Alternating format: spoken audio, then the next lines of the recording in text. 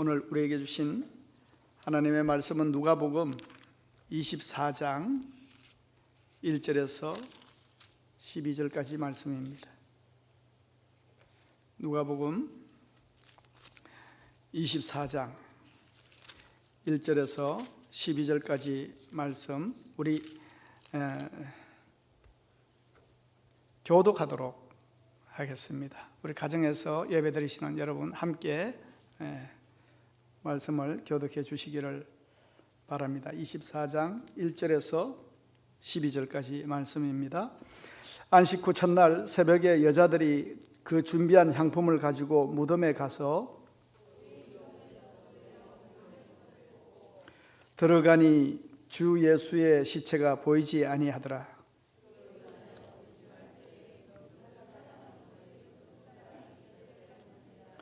여자들이 두려워 얼굴을 땅에 대니 두 사람이 이르되 어찌하여 살아있는 자를 죽은 자 가운데서 찾느냐.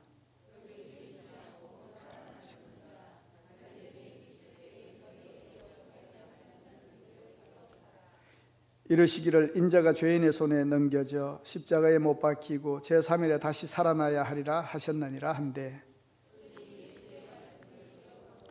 무덤에서 돌아가 이 모든 것을 11사도와 다른 모든 이에게 알리니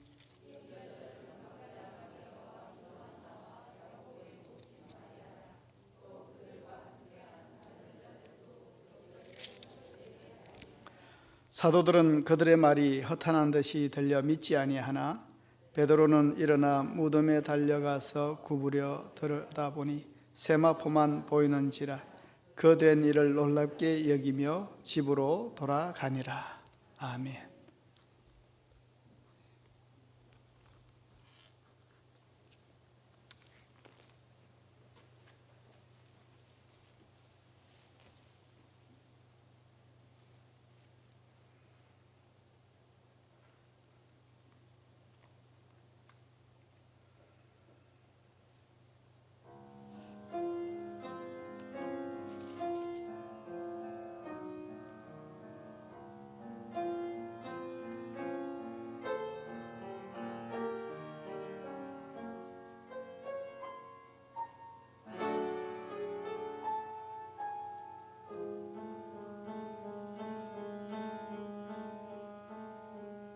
하나님 사랑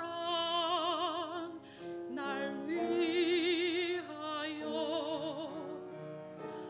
하늘 영광 버리고 오셨네. 저 높은 별나마 낮고 낮은 땅 위에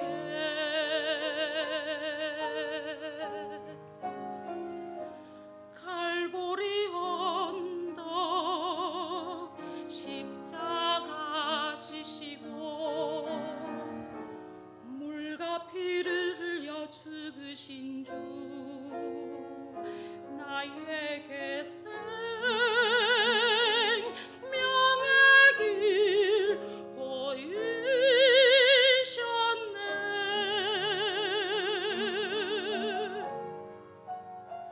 산을 높이 올라가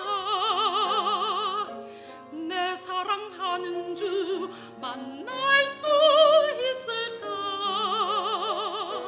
저 바다 끝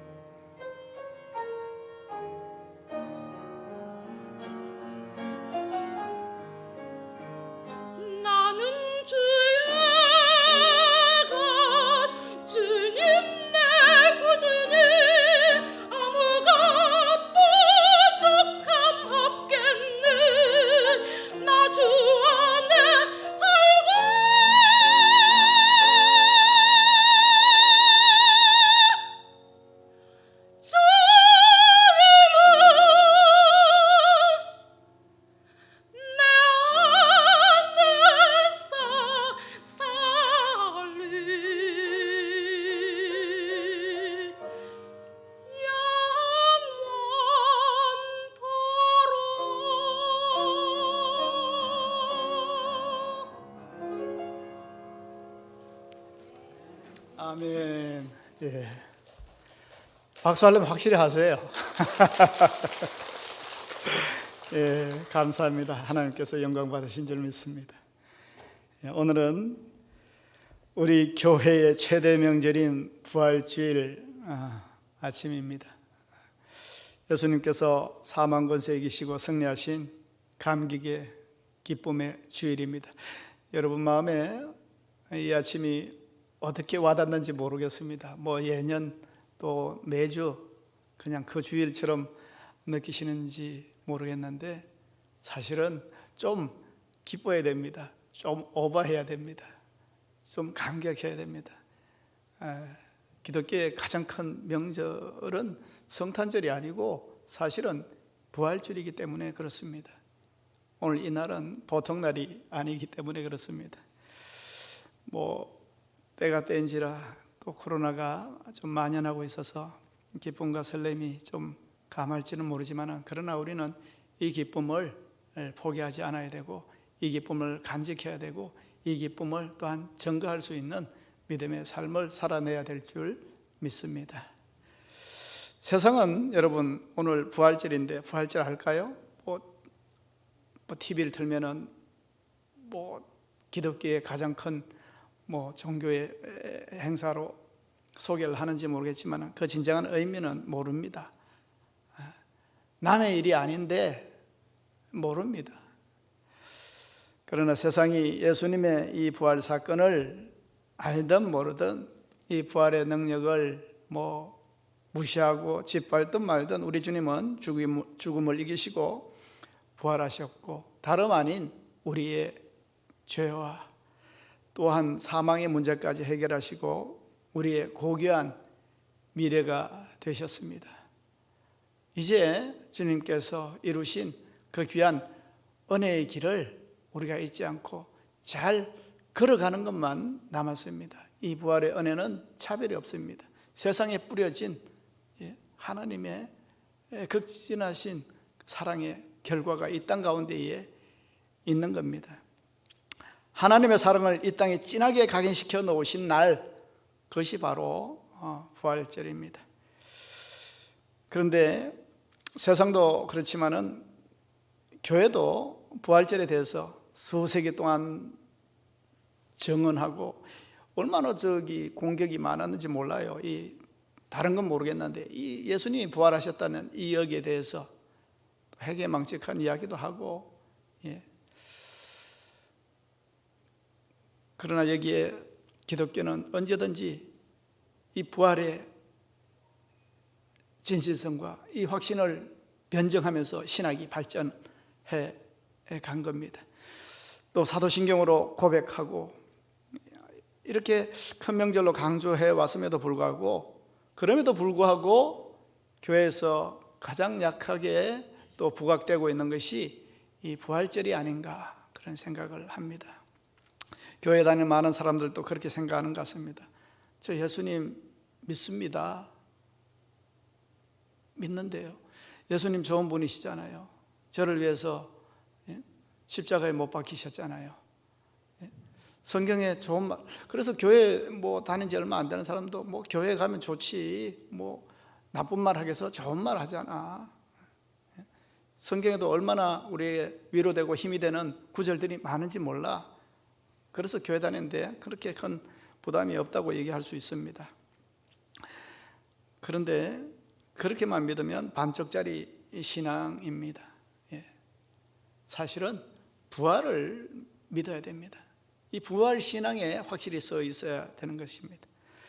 예수 그리스도를 믿는다는 것은 예수님이 하나님의 아들이심과 그 예수님께서 우리의 죄를 위해서 십자가에 대속하여 주시고 또 부활 승리하셔서 우리의 고귀한 미래가 되셨다는 것, 이게 예수님을 믿는다는 전부입니다. 십자가와 부활 사건이 분명히 우리 이 믿음 가운데에 각인되고 또 고백되어져야 된다는 겁니다.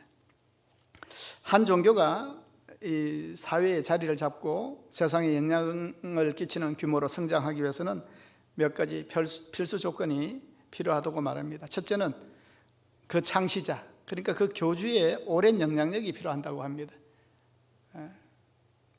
그 교리와 그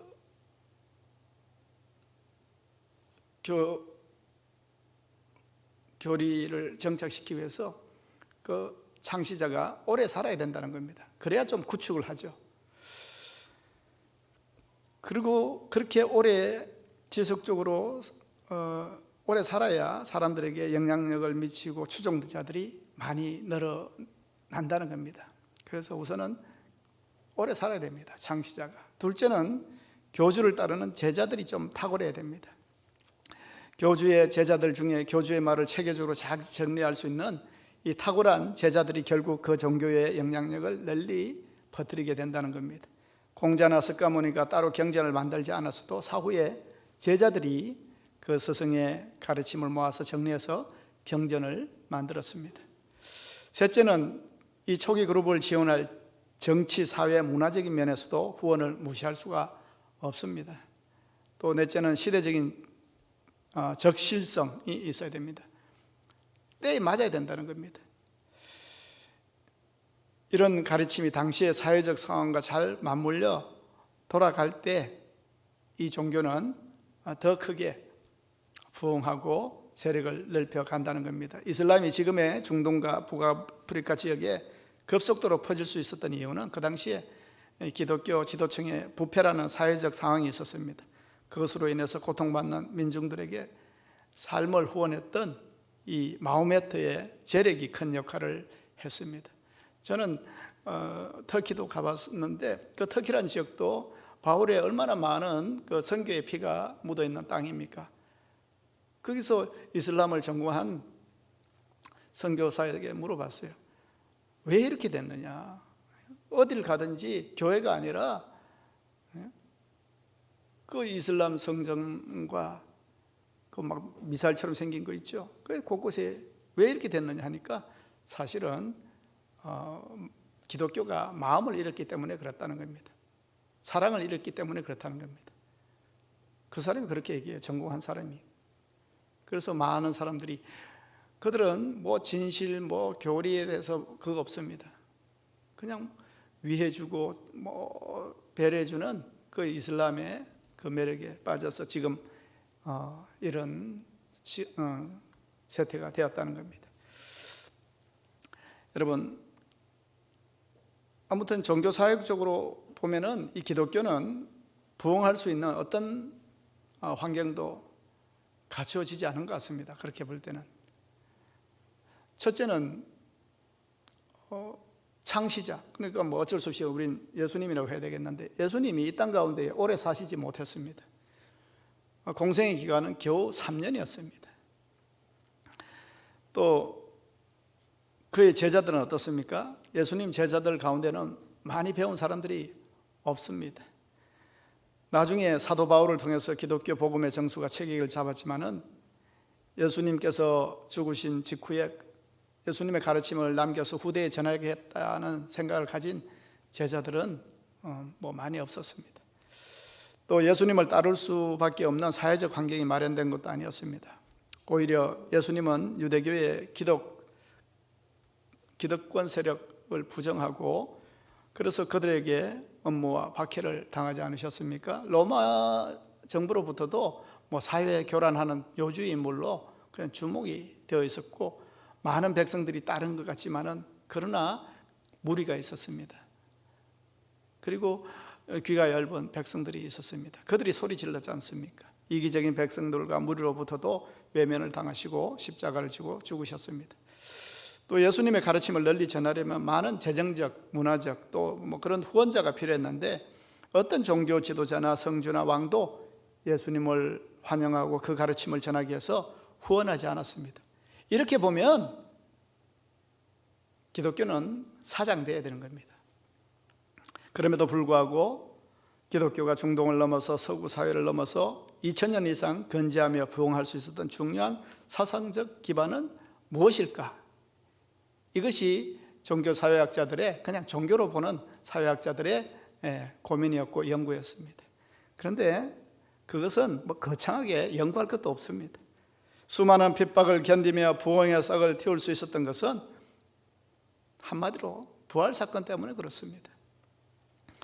비겁하던 예수님의 제자들 아시죠? 예수님을 만나고 난 뒤에 예수님의 부활을 믿었습니다. 그전에는 예수님이 무력하게 십자가에 돌아가시자 막 자기들도 색출될까 봐 문을 꼭꼭 잠그고 숨어있던 그들 아닙니까? 그런데 예수님을 만나고 난 뒤에 그들이 변했습니다. 예수님의 부활을 경험하고 나니까 그 무섭게 벌벌 떨던 그들이, 숨어있던 그들이 지붕 위에 올라가서 예수님이 부활하셨다고, 너희들이 죽인 예수 그리스도가 사실은 하나님의 아들이셨다고, 우리의 죄를 담당하시고 십자가에 못 박히시고 살아나셨다고, 그렇게 어떻게 이 나약하던 제자들, 참 답답했던 제자들, 세상이 감당할 수 없는 그런 존재들로 변화가 되었습니다. 종교로 발전할 수 있는 그 어떤 조건도 쉽게 충족하지 못하면서도 기독교가 유대교를 넘어 신앙으로 발전할 수 있었던 것은 바로 이 부활 사건 때문입니다. 그러나 이 제자들에게 처음부터 이런 부활의 확신과 능력이 그들에게 있었던 것은 아닙니다. 오늘 말씀도 그것을 말해주고 있습니다. 예수님이 너무나도 무력하게 십자가에 죽으시고 제자들이 얼마나 당황하고 허망하고 허탈하고, 예수님을 꼭 붙들고 있으면 자기들이 꿈꾸었던 세상이 이렇게 건설될 줄 알았는데 너무나 힘 한 번 못 써보고 예수님께서 십자가에 못 박히고 죽으시니까 예수님을 따르던 많은 사람들이 각기 자기의 길로 갔습니다. 어부들은 다시 바닷가로 갔고, 어떤 제자들은 다락방에 모여서 문을 꼭꼭 잠그고 두려움에 떨면서 이 분위기가 좀 지나가면은 뭐 고향으로 가든지 어디로 갈 그런 생각으로 시간만 보내고 있었습니다. 그런 와중에 오늘 사건은 예수님이 죽으시고 제3일 되는 이 부활의 아침에 일어난 사건입니다. 부활의 아침에 일어난 사건. 그러나 그날이 부활의 아침이라는 것을 믿는 사람은 없었습니다. 누구도 벅찬 감동으로 부활을 기다린 사람은 없었습니다. 그런데 이날 새벽에 예수님의 무덤을 찾아온 여인들이 있었습니다. 이 여인들은 예수님의 십자가로 가시는 그 길을 가슴을 치며 따라갔던 여인들이었습니다. 여인들은 안식 후 첫날이 되자 준비한 향품을 가지고 예수님의 무덤을 찾았습니다. 예수님의 부활을 목격하기 위해서, 또 부활에 동참하기 위해서 그날 제3일 되는 그날에 예수님의 무덤을 찾은 건 아닙니다. 단지 예수님의 시신에 향품과 또 향유를 붓기 위해서 그 시신에 애도하는 마음으로 무덤을 찾은 겁니다. 물론 돌무덤에 군사들이 지키고 있죠. 사정해 볼 참이었습니다. 그냥 좀 예수님의 시신에 우리가 좀 예의를 좀 표할 수 있도록 해달라고 막 사정해 볼 마음으로 무조건 떠난 겁니다. 가만히 있을 수가 없으니까요. 예수님만 생각하면 정 안 되고 못 들어가게 하면 그냥 그 무덤가에서 그냥 울고만 오고 싶은 마음으로 그렇게 이 새벽에 이 여인들이 예수님의 무덤을 찾은 겁니다. 그런데 여인들은 그 새벽에 놀라운 일을 목격하게 되지 않습니까?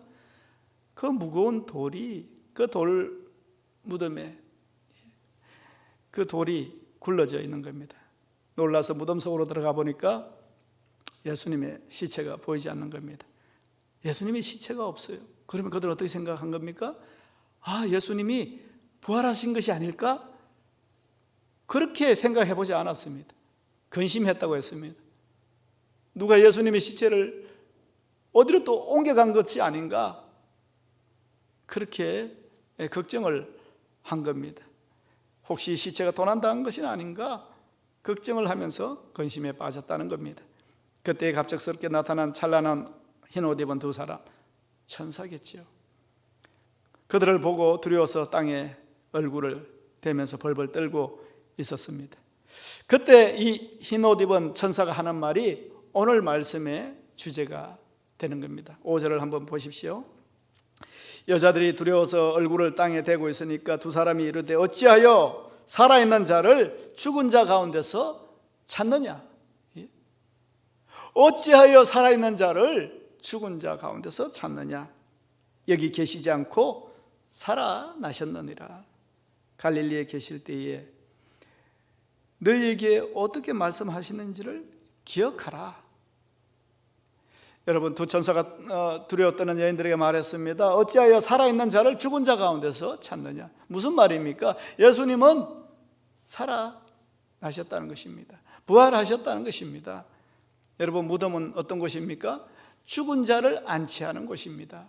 그런데 살아나신 예수님을 왜 무덤에서 찾느냐는 겁니다. 주님은 부활하셨는데. 여러분, 죽은 사람이 묻힌 무덤에서 예수님을 찾는 것은 넌센스입니다. 그리고 또 그렇게 하지 않아야 될 당연한 것이 예수님께서 이미 십자가에 잡히시기 전 제3일에 부활하실 것을 미리 예고하셨습니다. 갑자기 일어난 일이 아닙니다. 예고하셨습니다. 7절을 보십시오. 이러시기를 인자가 죄인의 손에 넘겨져 십자가에 못 박히고 제3일에 다시 살아나야 하리라 하셨느니라 한데, 예수님이 십자가에 달리시기 전 누누이 말씀하셨던 내용입니다. 그나마 여인들은 천사의 말을 듣고 그제서야 예수님께서 하신 말씀을 기억해냈습니다. 그러니까 예수님이 부활하셨구나.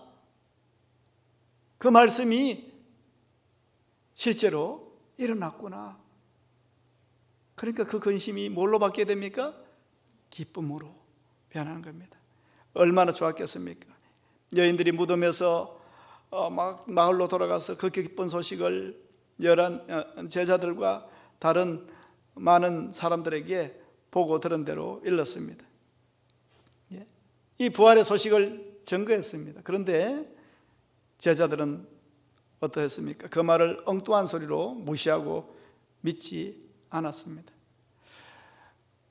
그리고 그 시대에 어느 신학자는 고민합니다. 왜 이 귀한 소식을 여인들의 입을 통해서 증거하게 하셨을까?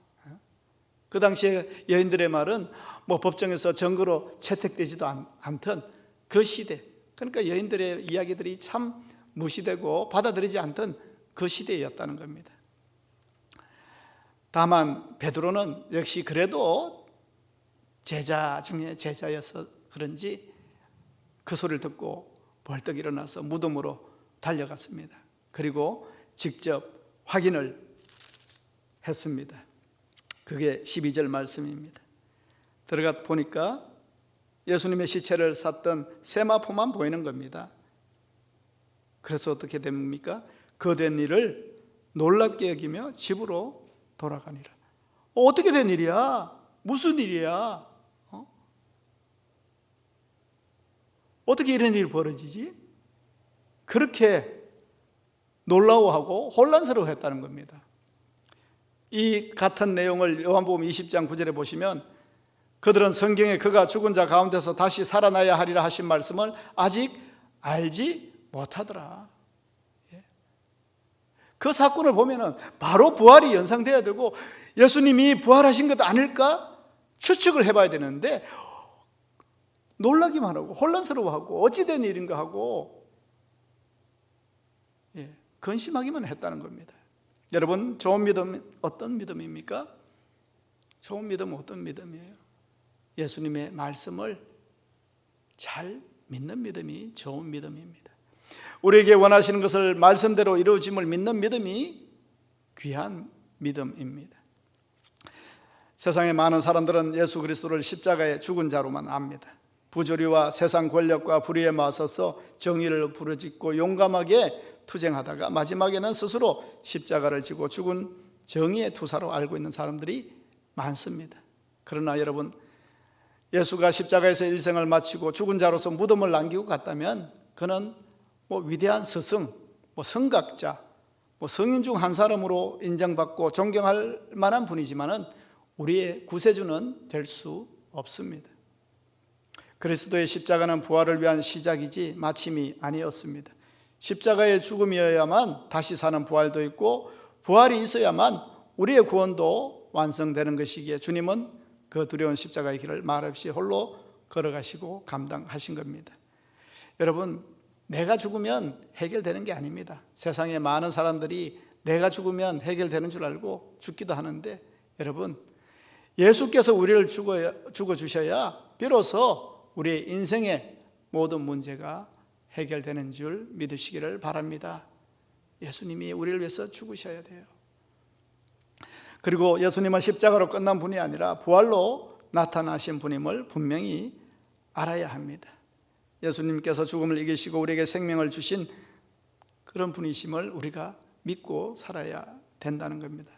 여러분, 주님이 이 땅에 계셨을 때 많은 백성들을 얼마나 기뻐했습니까? 예수님이 들려주시는 그 귀한 하늘 소망의 말씀을 듣고 많은 위로를 받았습니다.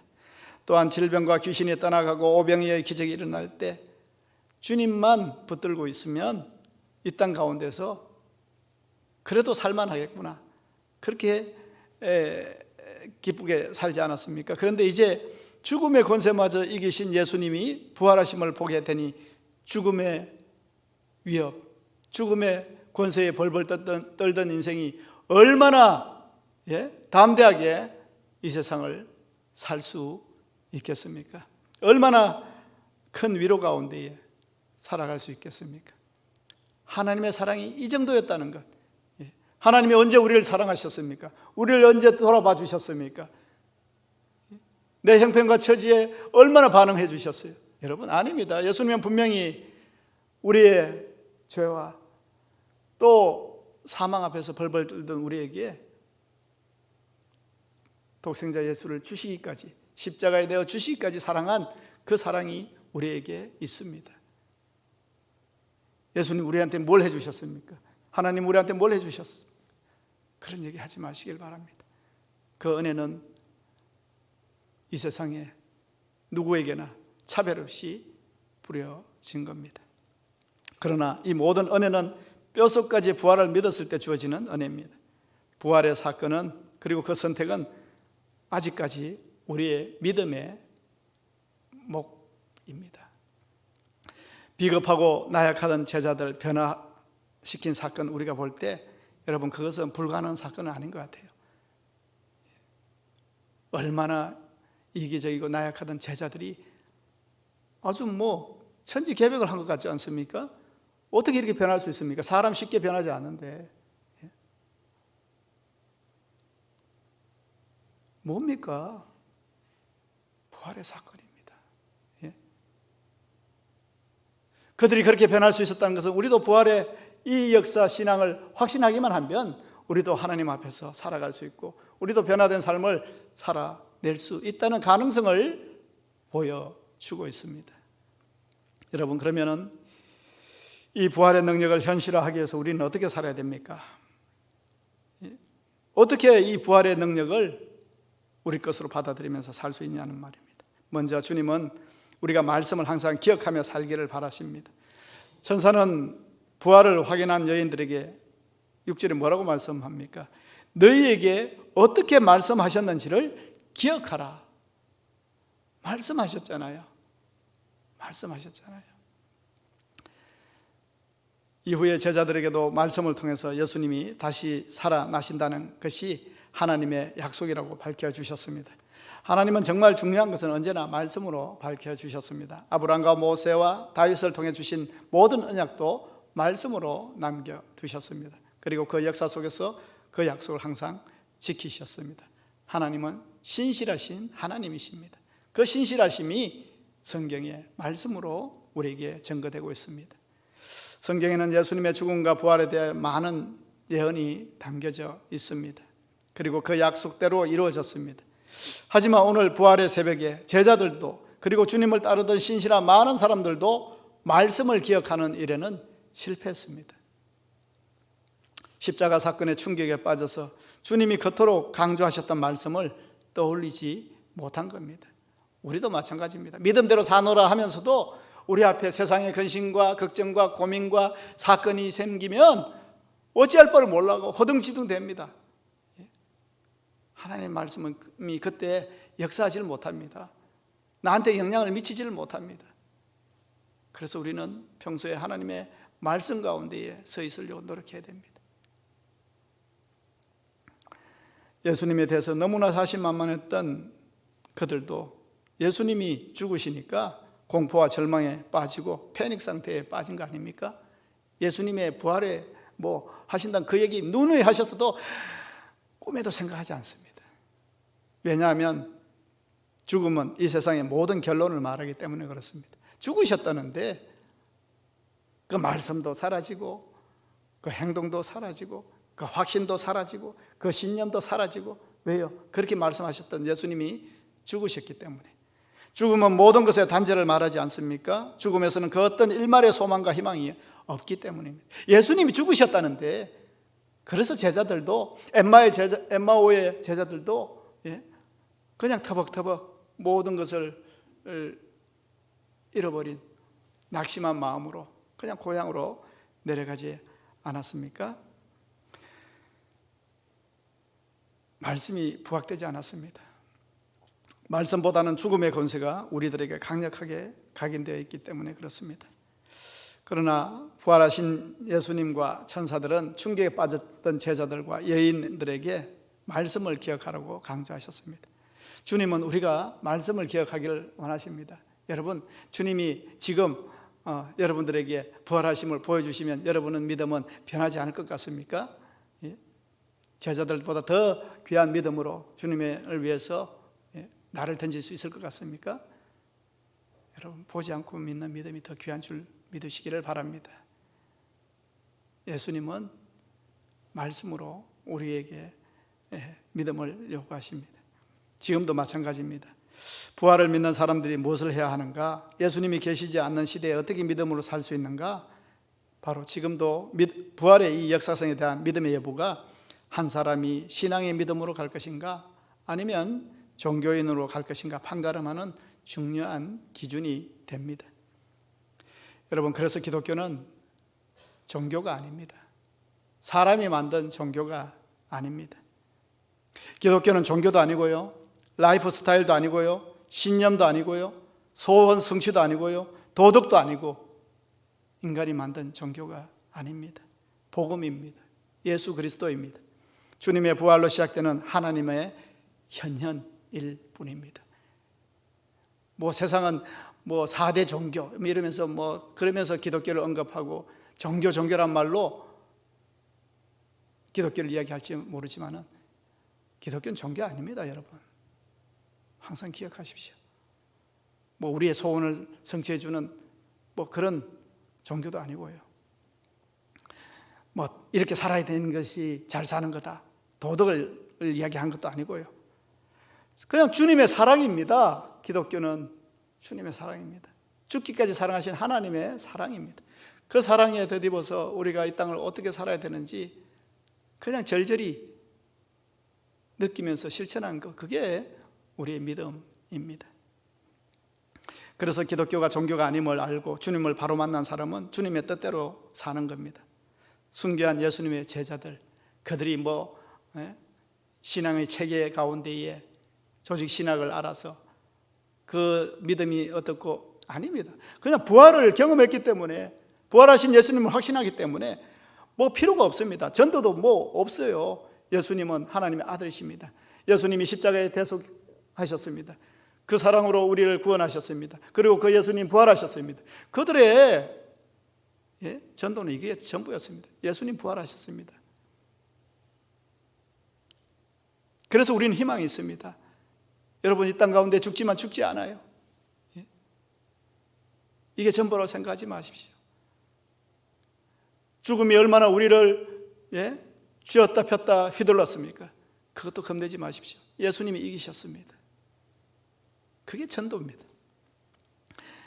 바울도 그 잘 나가던 바울이 그냥 어떻게 세상 살아가면 처세술에 또 장밋빛 인생이 펼쳐지는 거 아는 그 사람이 왜 모든 것을 그렇게 배설물로 여기고 주님의 십자가만 알고 주님의 부활만을 붙들고 또 이 땅을 떠날 때에 하나님이 환영하실 그 하늘의 항구를 향해서 나아가는 여행을 떠나는 기쁜 마음으로 이 땅을 떠났겠습니까?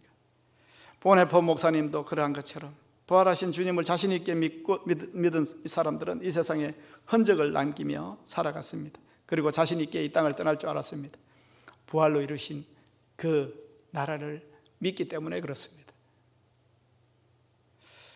그러므로 부활을 믿지 못하면 진정한 그리스도인이 될 수 없습니다. 기독교가 환영받지 못할 때도 그 차별과 냉대를 견디며 믿음을 지킬 수 있었던 것은 바로 예수님의 부활을 믿고 그 부활이 곧 나의 미래라는 사실을 굳게 믿었기 때문에 그렇습니다. 교회 다니는 것도 참 귀하고 성경 읽는 것도 귀하고 봉사하는 것도 귀하고 헌금 생활하는 것도 귀하고 다 귀한데 여러분 그게 전부가 아니고 주님이 나의 미래라는 것, 주님이 부활하셨다는 것, 부활의 주님, 이것이 우리한테 믿어질 때 우리는 진짜 믿음 생활을 할 수 있습니다. 이기적인 믿음에서 놓여서 이 땅 가운데에 주님의 영광을 위해서 흔적을 남기면서 살 수가 있습니다. 성도님 여러분, 오늘 부활절 아침입니다. 우리 모두 주님을 바라보기를 원합니다. 주님은 무덤에 계시지 않고 살아나셨습니다. 할렐루야. 믿기십니까? 예수님이 살아나셨다니까요. 부활하셨다니까요. 그래서 이 부활에 접붙임 받은 우리는 그 부활 영성체로 살아갈 수가 있는 겁니다.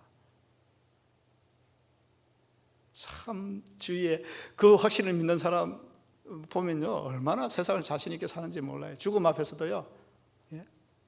어느 목사님이 이렇게 가족들 다 모였는데 이제 임종을 맞이하시는 것 같은데 또 살아나셨어요. 그러니까 그분이 그런 거예요. 아 멋지게 딱 가는 줄 알았는데 겁이 없어요. 겁이. 예수님의 부활이 기독교에서는 핵심이고 절정입니다. 그래서 우리의 믿음에 부활의 믿음이 자리하고 있어야 됩니다.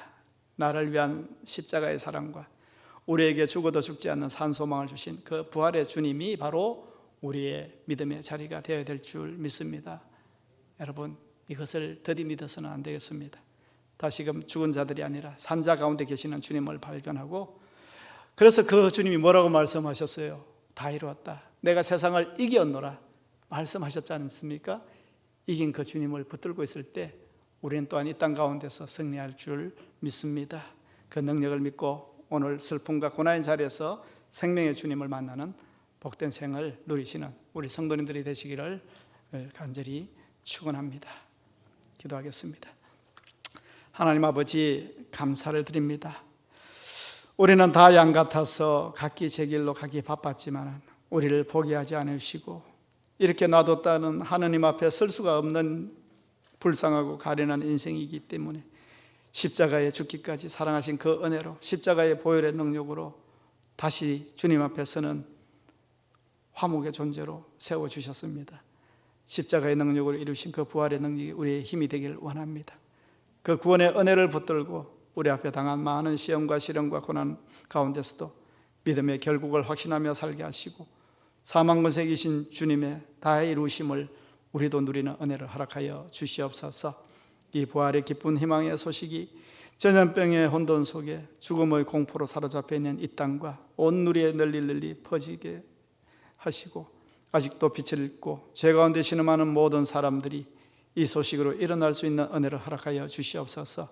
먼저 믿는 자들이 가정에서 일터에서 어디에서든지 힘들고 어려운 일이 있어도 모든 것을 이기신 부활하신 예수님을 믿는 사람답게 당당하게 이긴 자의 가슴을 가지고 살아내게 하시고 또한 그것을 이 부활의 능력을 증거하는 삶을 이 땅 가운데 살아내는 믿음의 정언자들이 다 될 수 있도록 주님 함께하여 주시옵소서.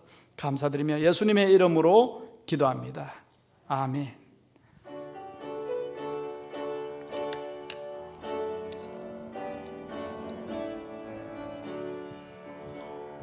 주님께 영광 다시 사신 주 사망 권세 모두 이기시었네 흰 옷 입은 천사 돌을 옮겼고 누우셨던 곳은 비어 있었네 주님께 영광 다시 사신 주 사망 권세 모두 이기시었네 부활의 주님 나타나시사 두려움과 의심 물리치셨네 주의 교회 기뻐 찬송하여라 다시 사신 전에 죽음 이겼네 주님께 영광 다시 사신 주 사망 권세 모두 이기시었네 생명의 임금 영광의 주님 주님 없는 삶은 헛될 뿐이라 주의 사랑으로 세상 이기고 요단 건너 보냐 가게 하소서 주님께 영광 다시 사신 주 사망 권세 모두 이기시었네 하나님 아버지 감사합니다 주님 부활하신 복된 이날 저희들에게 언젠가 뜨겁게 만났던 갈릴리를 기억하게 하시고 그곳에서 다시 식어진 마음과 첫사랑을 회복하여 주님의 사람으로 거듭나게 인도하여 주시옵소서 저희들에게 다시금 만나 주셔서 우리에게 힘을 주신 주님을 찬양하며 살아가는 새로운 시작을 허락하여 주시옵소서 이 시간 부활의 기쁨으로 나오면서 드린 물질 위에 주님 또한 연락하여 주시고 주신 것 감사드리며 더 귀한 마음으로 드려줄 수 있는 마음을 허락하여 주시고 또 풍성히 얻을 수 있는 현장을 주님 또한 허락하여 주시옵소서 믿고 또한 드려진 예물에도 연락하여 주시옵소서 주님께서 함께 하시는 그 귀한 부활의 새로운 시작이 열려질 수 있도록 주님 함께하여 주시옵소서 감사드리며 예수님의 이름으로 기도합니다 아멘 오늘 귀한 부활절날 또한 귀하게 섬기시는 분들을 통해서 감사의 나눔 가져가셔서 가정에서 드시면 되겠습니다 이 부활절을 또한 우리가 잠대하게 믿고 또 우러나오는 마음으로 증거하는 삶을 살아내시는 우리 성도님들이 다 되시기를 축복합니다 우리 서로 인사하겠습니다 예수님 부활하셨습니다 우리 서로 인사하겠습니다 예수님 부활하셨습니다 예수님 부활하셨습니다 다 같이 일어나셔서 635장 찬양합니다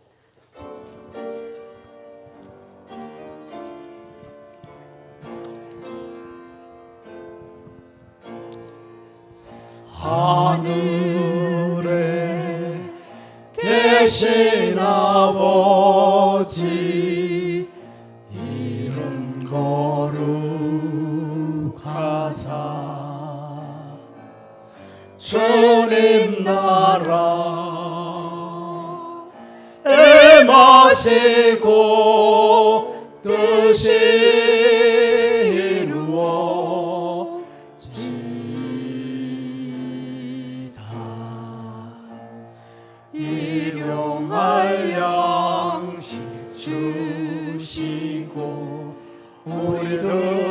내 큰 죄 다 용서하옵시고 또 시험에 들게 마시고 악에서 구원하소서. 내게 주의 나라 주의 권세 주의 영광 영원히